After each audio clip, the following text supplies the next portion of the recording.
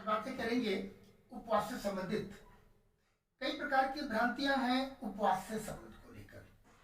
कभी तो लगता है उपवास बहुत कष्टमय चीज है, या कुछ लोगों को ऐसा देखा जाए उपवास कर करके अपने शरीर को खराब कर लेते हैं। दोनों के बीच का मध्यम मार्गी होना चाहिए।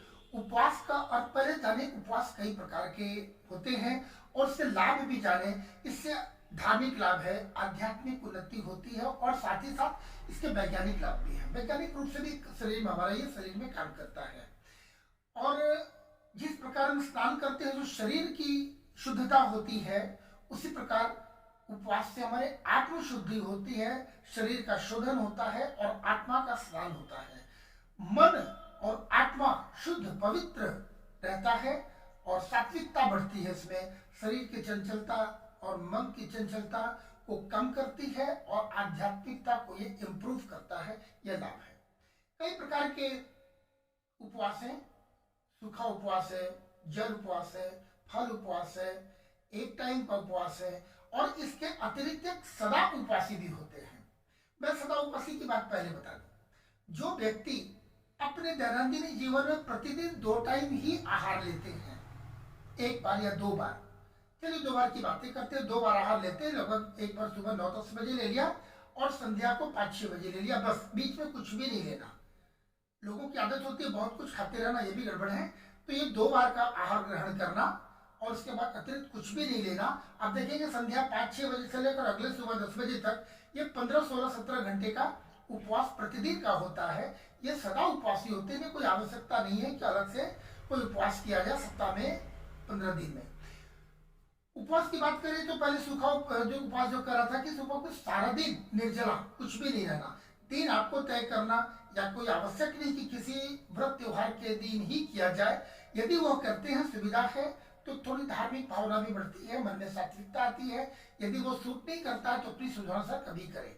जैसा मैंने पहले बताया कि इसमें वैज्ञानिक लाभ भी मिलते हैं और आध्यात्मिक तो ही, अध्यात्म कभी भी किया जा सकता है और धार्मिक दृष्टिकोण से किसी व्रत त्योहार के दिन भी किया जा सकता है। तो निर्जला निराहार रहकर एक प्रकार का है, फिर दूसरे दिन ही कुछ आहार ग्रहण करना, पारण करना। दूसरा होता है जल उपवास। कुछ भी ग्रहण नहीं करेंगे सिवाय जल का। तो जल ग्रहण क्या करते हैं, इससे भी एक लाभ क्या है कि शरीर की शुद्धि होती है, पूरा इसमें एक प्रकार से सर्विसिंग सा हो जाता है।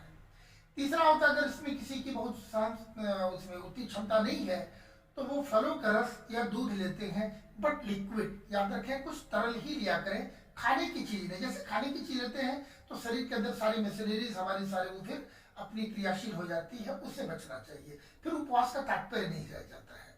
यथासंभव शरीर की क्षमता को देखते हुए, अपनी शारीरिक शक्ति क्षमता को देखते हुए ही ये आपको तय करना है कि कौन सा कैसे करना है, इसका है। इसके बाद एक टाइम का उपवास होता है कि सारा दिन ही खाते हैं, रात्रि में कुछ ग्रहण कर लिया, सूर्यास्त के पश्चात आज का दिन समाप्त। क्योंकि हिंदू तिथि के हिसाब से हम लोग सूर्योदय सूर्यास्त को मानते हैं, तो आज का दिन समाप्त हो, रात्रि को एक टाइम को सादा भोजन कर लिया। याद रखना है उस दिन थोड़ा सादा ले, गरिष्ठ न ले और उसकी मात्रा भी थोड़ी कम हो।